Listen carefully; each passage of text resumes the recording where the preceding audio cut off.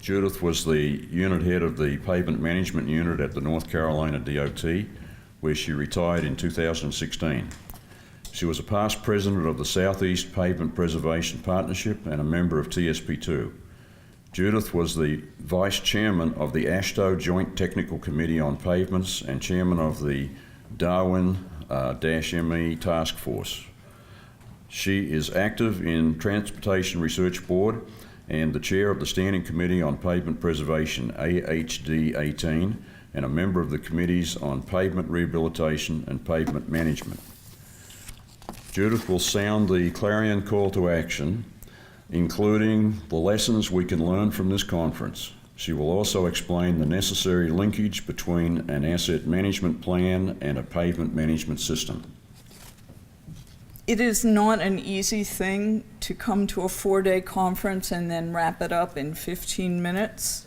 So while everyone has been out relaxing in the evening, I've actually been looking through notes, trying to come up with some of the key things that carried through this whole meeting, and to offer some, just wrapping up. One of the ways I do this, though, is by listening and writing down favorite quotes from the meeting. And some of these actually came from the initial plenary session, and I hope they come back into your mind. Preservation of itself does not attract jobs. This is me paraphrasing. I am not Paul Degges. But if you don't do preservation, it is very difficult to attract new jobs, new industries to your state. I think that's true. I think it applies equally well to counties and localities, municipalities as well. Trust is our currency, and we need to talk like a businessman. I thought that was really interesting. It's very difficult for me as an engineer to pull that off. But I think certainly trust is our currency, applies to all of us. I wish I could talk like Carlos Braceros. Continuing on, deferred maintenance is a disinvestment. When we defer maintenance, and we frequently do for lots of good reasons, we are disinvesting. We are actually sucking life out of our system.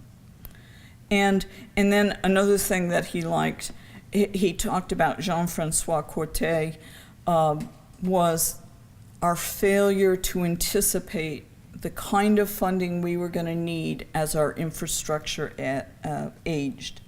That failure of anticipation, I thought, was really critical. And then I had to throw in a little dig at the Federal Highway Administration. The rule for asset management plan will be out by October 31st. It is in the notes from this meeting.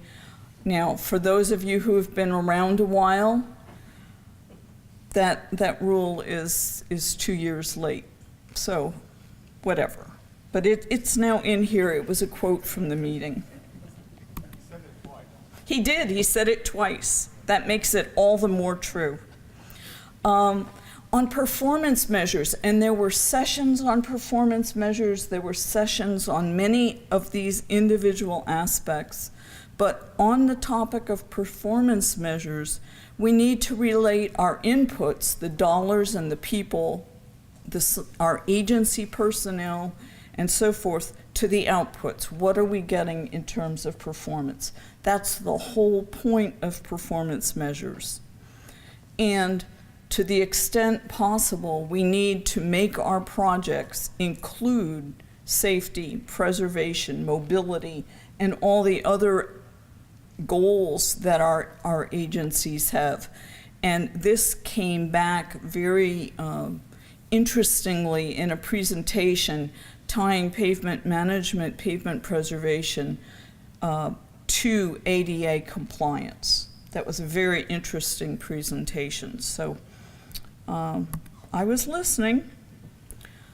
I thought Jim Moulthrop did an outstanding job, as he does every time, in really crystally saying what our preservation needs are.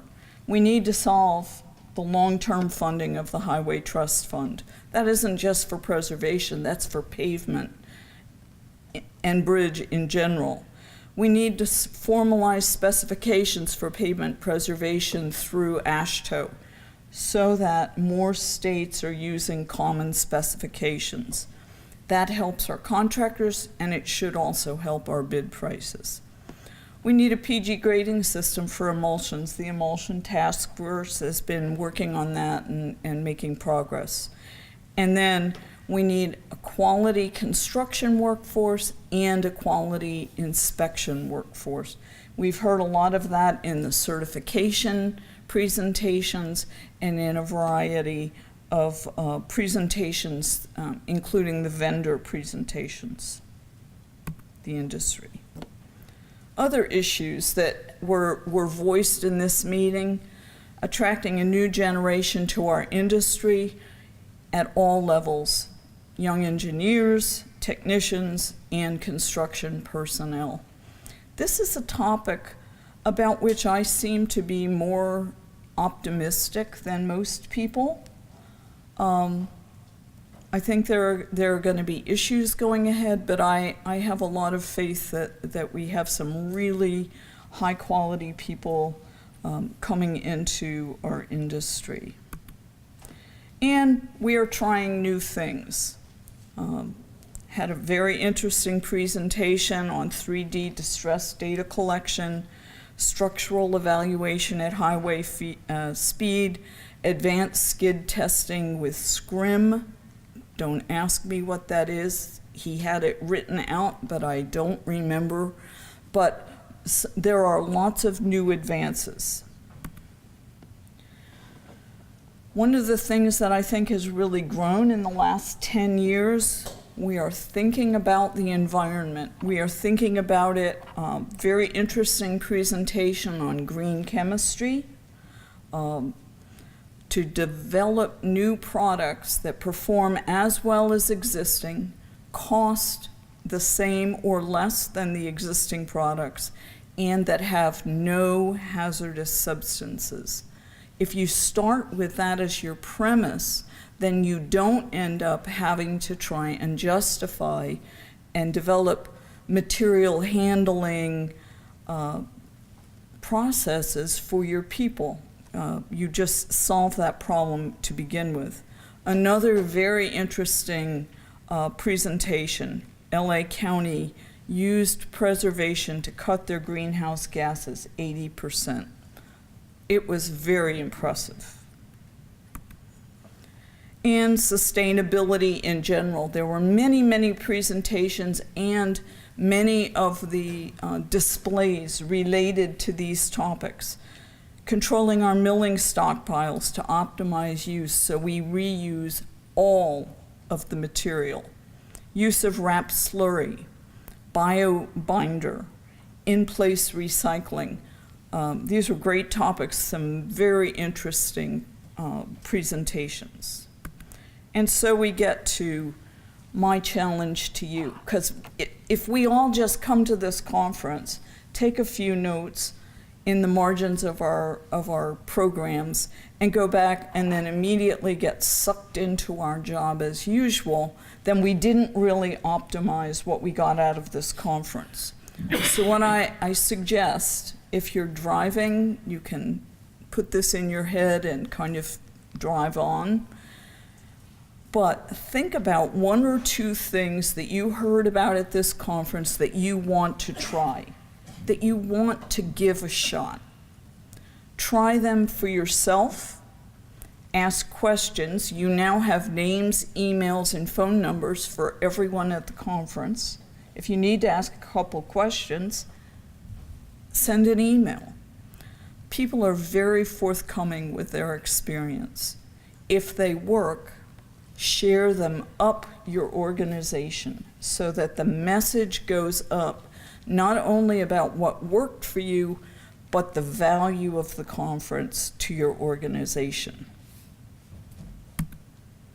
This is my last slide. I know I'm all that is standing between all of you and lunch and or departure, but for myself, I want to thank everyone who sponsored, hosted, vended, presented, I should have said demonstrated, discussed, organized, or just generally attended.